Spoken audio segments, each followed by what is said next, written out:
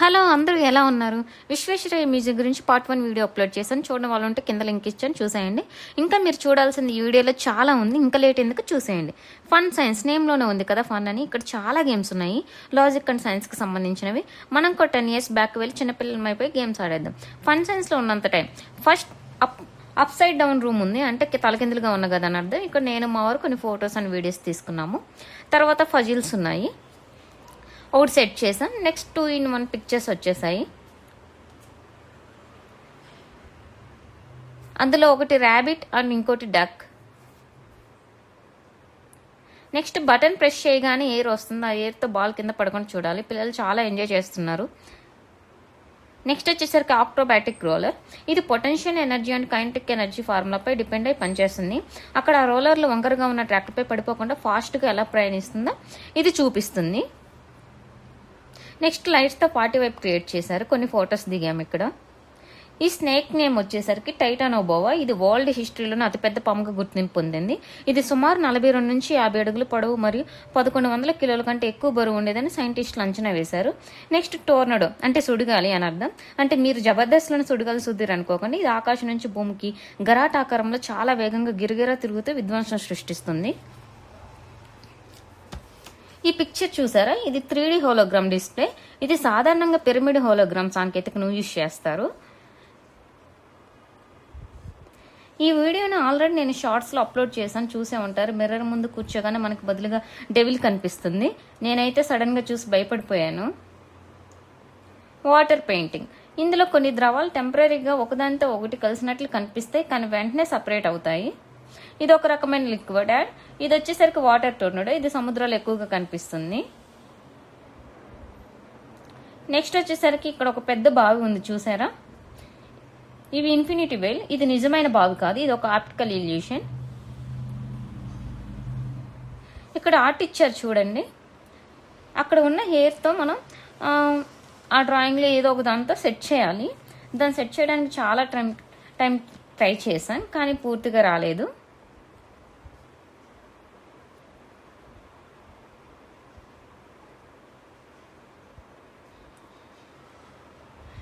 Next ఇది solar motion bicycle rider. ఇది solar పవర్తో పనిచేస్తుంది. బేబీ ఐన్స్టీన్ అనే అతని పిల్లల కోసం చేశారు. నెక్స్ట్ ఇందులో ఒకవైపు బర్డ్స్ కనిపిస్తున్నాయి, మరోవైపు ఫిష్ కనిపిస్తుంది. అంతే, ఫంక్షన్స్ కంప్లీట్ అయిపోయిందండి. ఇప్పుడు మనం ఎలక్ట్రోటెక్నిక్లోకి ఎంటర్ అయ్యాం. ఇక్కడ విద్యుత్ ఎలా పనిచేస్తుంది, మోటార్లు, జనరేటర్లు, గృహోపకరణాల వెనుక ఉన్న ఫార్ములాస్ని ఇంటరాక్టివ్ మోడల్స్ ద్వారా సులభంగా అర్థమయ్యేలా చూపించారు. Electromagnetism, static electricity and current flow and interactive exhibits, వీటన్నిటి గురించి ఇది తెలియజేస్తుంది. At the great magnet. మీకు మ్యాగ్నెట్ గురించి తెలిసే ఉంటుంది. అందులో 2 పోల్స్ ఉంటాయి, సౌత్ నార్త్ పోల్స్. దాని గురించి ఇన్ఫర్మేషన్ ఇచ్చారు. అసలు మ్యాగ్నెట్ ఉంది అని కనిపెట్టిన మ్యాగ్నస్ అనే గొర్రెల కాపరి గ్రీక్ సంబంధించిన అతను. Next human hand battery. ఇక్కడ 2 స్లేట్స్ ఉన్నాయి కదా, ఒకటి కాపర్ అంటే రాగి, ఇంకోటి జింక్. మన 2 హ్యాండ్స్ని వీటిపై పెట్టినప్పుడు ఎలక్ట్రోలైట్ లాగా పనిచేసి సర్క్యూట్ అవుతుంది. మన అరచేతుల్లో ఉండే చెమట ఈ ప్రాసెస్ని ఫాస్ట్ చేస్తుంది అనమాట. ఇది spark theatre. Next second generation computer IBM 1401. ఇది సెకండ్ జనరేషన్ కంప్యూటర్స్కి బెస్ట్ ఎగ్జాంపుల్. ఫస్ట్ జనరేషన్ కంప్యూటర్లో యూజ్ చేసిన వ్యాక్యూమ్ ట్యూబ్లకు బదులుగా వీటిలో ట్రాన్సిస్టర్లను యూజ్ చేశారు. Thermal power plant. ఇక్కడ బొగ్గు, గ్యాస్ లేదా నూనె వంటి శిలాజ ఇంధనాలను మండించి నీటిని వేడి చేస్తారు. వేడి వలన ఆవిరి టర్బైన్లలో ఎక్కువ ఫోర్స్లో తిరిగి జనరేటర్ ద్వారా తిరగడం ద్వారా విద్యుత్ ఉత్పత్తి అవుతుంది. Wind power. ఇది గాలిలోని చలన శక్తిని యాంత్రిక శక్తిగా, ఆపై విద్యుత్గా మారుస్తుంది. ఏపీ అండ్ తెలంగాణలో సోలార్తో పాటు విండ్ పవర్ పునరుత్పాదన ఇంధన వనరుగా మెయిన్ రోల్ పోషిస్తుంది. బయోగ్యాస్. కింద బటన్ ప్రెస్ చేయగానే స్టెప్స్ వైజ్ మనకు కనిపిస్తుంది. ఇందులో మెయిన్గా మీథేన్, కార్బన్ డైఆక్సైడ్లు ఉంటాయి. నెక్స్ట్ వచ్చేసరికి fuel cell. Next geothermal power plant. భూమి లోపల ఉన్న న్యాచురల్ హీట్ వల్ల లోపల ఉన్న వాటర్ ఆవిరిగా అవుతుంది. దాని పీడనం వల్ల వచ్చిన ఆవిరితో పవర్ జనరేట్ చేస్తారు. ఈ సోలార్ పవర్ని 3Dలో డిజైన్ చేశారు చూడండి. సోలార్ గురించి మీకు తెలిసే ఉంటుంది. సన్లైట్ నుంచి పవర్ ఉత్పత్తి అవుతుంది. దీనివల్ల పొల్యూషన్ ఉండదు, క్లీన్ ఎనర్జీ అండ్ సోలార్ ప్యానెల్స్కి పెద్దగా ఖర్చు కూడా ఏమి ఉండదు. ఇంకా గవర్నమెంట్ సబ్సిడీలు, పన్ను మినహాయింపులను అందిస్తుంది. నెక్స్ట్ వచ్చేసరికి ట్రాన్స్మిషన్ అండ్ డిస్ట్రిబ్యూషన్ అనేది విద్యుత్ కేంద్రాల నుంచి ఉత్పత్తి అయిన విద్యుత్ని సుదూర ప్రాంతాలకి అధిక వోల్టేజ్ ద్వారా పంపించి అక్కడ సబ్స్టేషన్లో తక్కువ వోల్టేజ్గా మార్చి గృహాల పరిశ్రమలకు సరఫరా చేసేదే ట్రాన్స్మిషన్ అండ్ డిస్ట్రిబ్యూషన్. నెక్స్ట్ వచ్చేసరికి ఎర్త్ వర్తింగ్.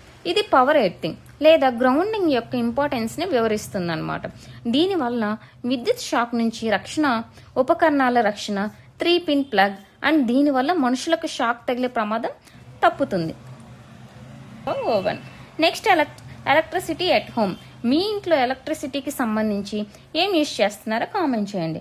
ఇక్కడ మనకి microwave oven, rice cooker, table fan, TV and hair dryer చూపించారు. అండ్ టెలిఫోన్స్ కూడా ఉన్నాయి.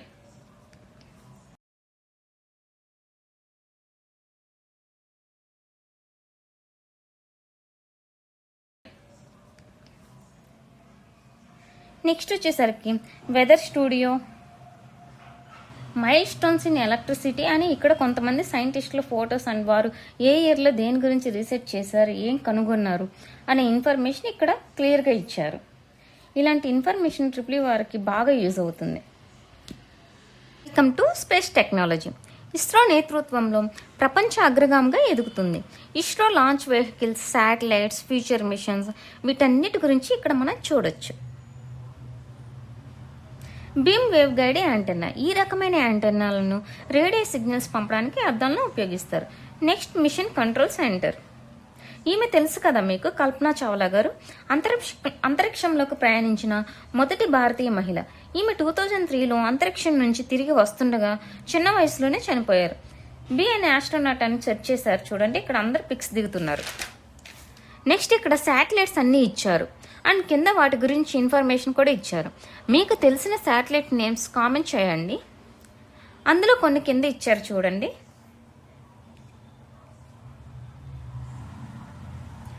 Aryabhata, Bhaskara 1, Apple, Rohini RSD2, IRS-1A, SRO SSC2,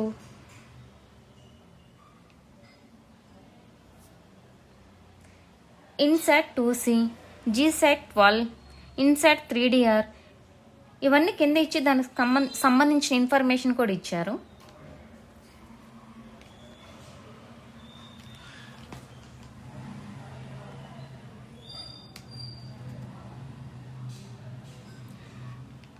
next rockets.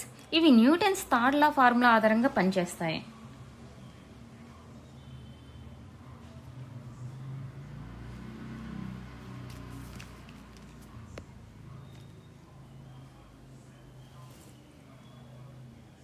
Next ఇక్కడ ఈ షూని కలెక్ట్ చేసి దాచారు.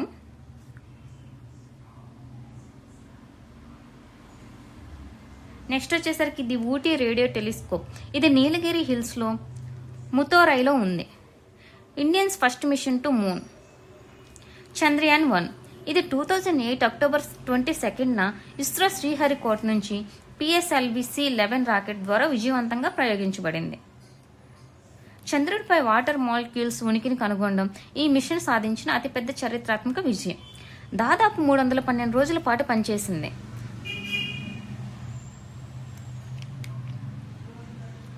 నెక్స్ట్ వచ్చేసరికి PSLV heat shield.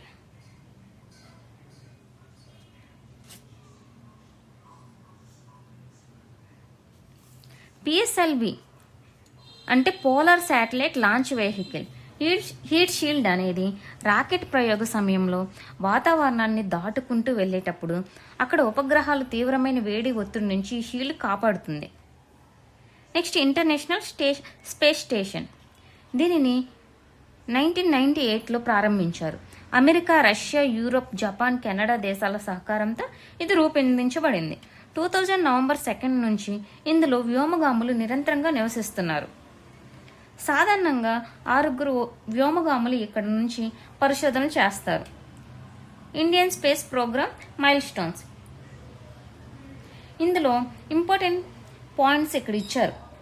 1792 Mysorean rockets, 1957 Sputnik 1 and Laika first animal in space. Next వచ్చేసరికి 1961 Yuri Gagarin first man in space. 1963 Valentina Tereshkova first woman in space. 1969 Neil Armstrong first man on moon. 1971 first space station. 1998 international space station. 2012 Mars rover. ఇంకా వీరికి సంబంధించిన pics కొన్ని board మీద ఇచ్చారు. అలా చూసుకుంటూ వెళ్ళిపోయాం. ఇంట్రెస్టింగ్గా అనిపించింది. ఇంకా ఇక్కడ స్పేస్ ఫుడ్ అండ్ సూట్ వాటన్నిటి గురించి ఇక్కడ ఇన్ఫర్మేషన్ ఇచ్చారు. అక్కడ ఎలాంటి ఫుడ్ తీసుకుంటారు, ఎలా ఉంటారు అనే వాటి గురించి ఇక్కడ ఇన్ఫర్మేషన్ ఇచ్చారు. అన్ని చూసేయండి.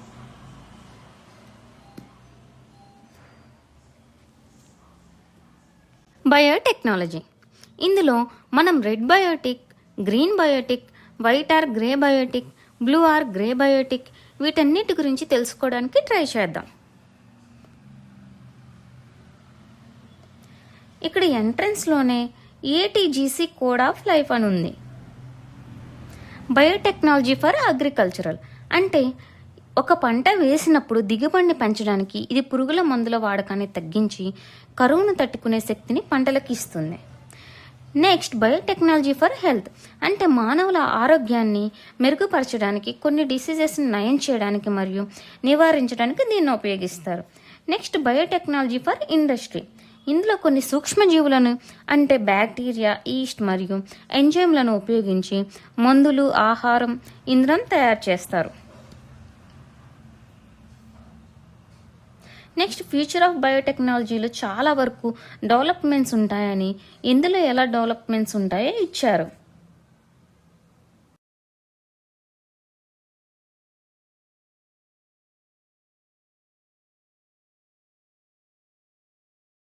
పరికరాలు ఏమీ లేనప్పుడు వారు ఎలా జీవించారు, వారి లైఫ్ స్టైల్ ఏంటి, ఎలా ఉంటుంది, వీటిని ఉపయోగించి పనులు చేసుకునేవారు, వీటిని గురించి చూపిస్తున్నారు చూడండి. ఇక్కడ ఉన్నది రాబర్ట్ హుక్. మైక్రోగ్రాఫియా గురించి రీసెర్చ్ చేస్తున్న 3D స్టాచ్యూ పెట్టారు.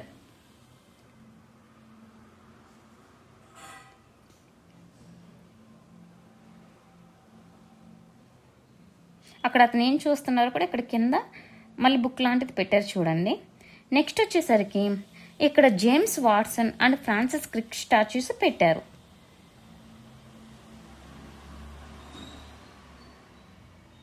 Last one BAL hall of electronics గురించి ఉంది. ఇందులో digital electronics, communication, virtual reality మరియు డిఫెన్స్ ఎలక్ట్రానిక్స్ వీటి గురించి ఉన్నాయి. కానీ మేము ఈ ఫ్లోర్కి వెళ్ళేసరికి ఈవినింగ్ 6 అయిపోయింది. సో టైం అయిపోయింది. అప్పటికే అందరిని వెళ్ళిపోమని చెప్తున్నారు. సరే అని వీడియో ఫాస్ట్గా రికార్డ్ చేశాము. సో దీని గురించి ఫుల్ ఇన్ఫర్మేషన్ అనేది ఇవ్వడం లేదు.